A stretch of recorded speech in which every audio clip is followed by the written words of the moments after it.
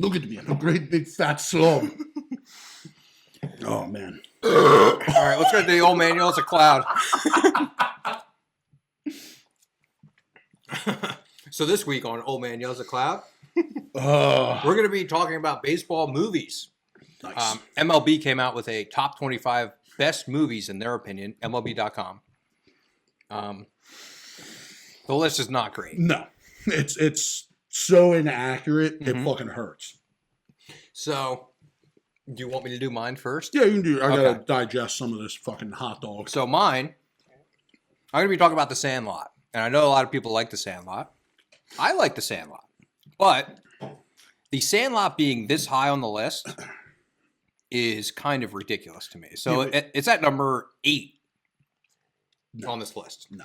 Wrong. And in terms of baseball movies about kids, it's the worst one. Yeah. Bad News Bears is better. Way better. The original. Donut Throat. The original. Oh, yeah, the original one. Bad News Bears is better. Rookie of the Year is better.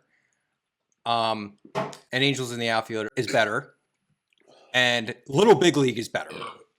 Those 4 movies are better. 2 of them are on the list. Bad News Bears is on the list. And 3 of them are on the list. Yeah. Bad News Bears, Rookie of the Year, and Angels in the Outfield are on the list. But The Sandlot is higher than all of them. The Sandlot is higher than Major League, which is ridiculous. That's just wrong. That's not right.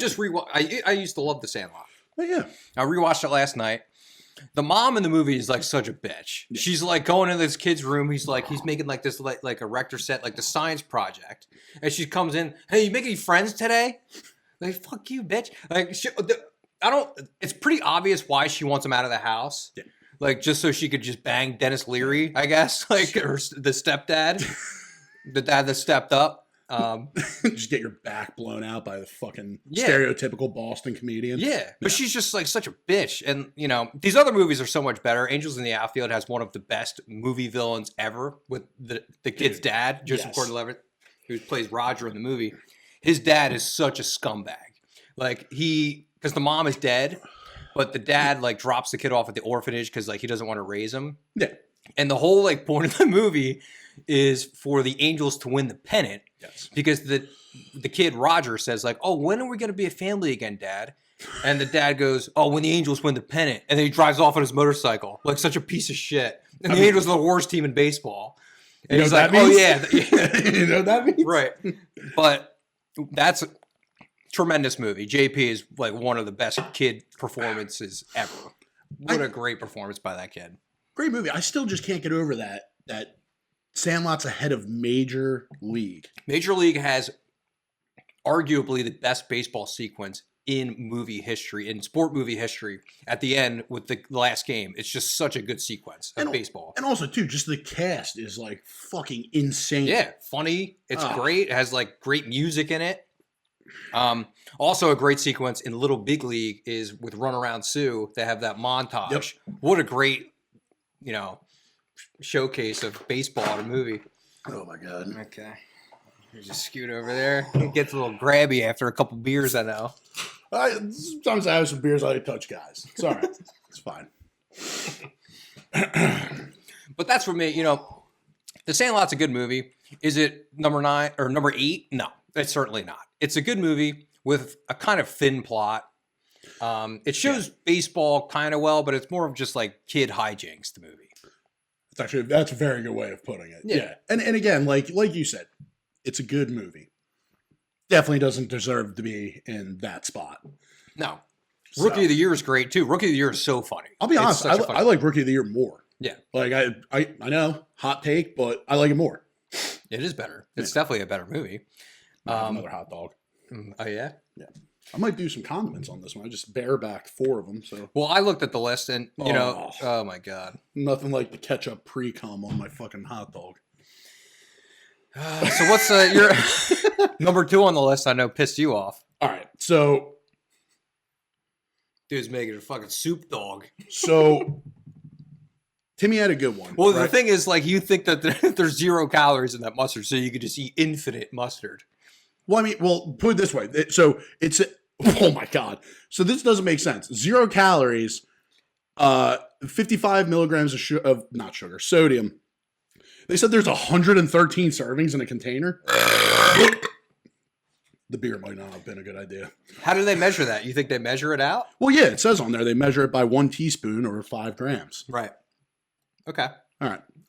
Anyways. So number 2. So the movie that I thought was a little, I don't know, bit of a stretch to put it number 2 is A League of Their Own.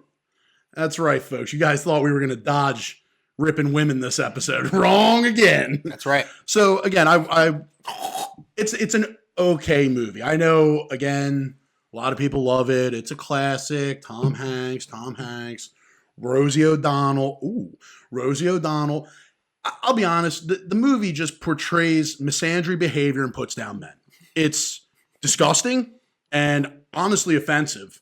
And the fact that MLB had it at number 2 speaks volumes as far as where their priorities are.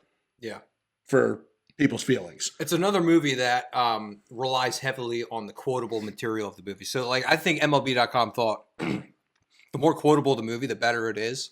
Because that has, like, the, there's no crying in baseball scene, which is a great scene. But Madonna's character in the movie is completely pointless. Oh, the way May? Yeah. And we got the duo, Madonna and Rosie O'Donnell's character. Oh. Madonna's just a whore in the movie. She's just a whore. And I guess she's pretty good at baseball. But they don't care about her baseball skills. They just care about her philandering. I'll tell you, she philanders a lot. They go to that military bar and she's just getting fucking passed around like a lit blunt. It's rough. And Rosie O'Donnell actually philanders a lot of hot dogs in that movie, especially behind the scenes, I'm sure. Her, like, this is a lot to do with her. But the fact that she talks with a clearly just awful Staten Island accent, and she's just a fucking androgynous bitch the entire goddamn. I've never wanted to punch my TV more than that. Well, except for when I listened to Sabrina Carpenter on my TV. But Rosie O'Donnell in that movie is the most unlikable character since. Honestly, I can't think about it. But I think the sister's pretty unlikable too. Oh, Kit? Yeah. I think she's very unlikable. Just annoying. She's annoying because her sister's better. Yeah. And she's like, oh, then nobody's paying attention to me. Well, you're uglier and you're worse at baseball. So why would they pay attention to you more than your sister who is better looking and better at baseball? And just think, Kit, if it wasn't for your fucking sister, you'd still be pulling udders in that farm in Oregon, you dumbass. Yeah, John Lovitz wouldn't have picked your dumbass up. Also, too, I love that John Lovitz is just an absolute scumbag creeper in every role he plays. Well, like you said, all the men in that movie are just scumbag assholes.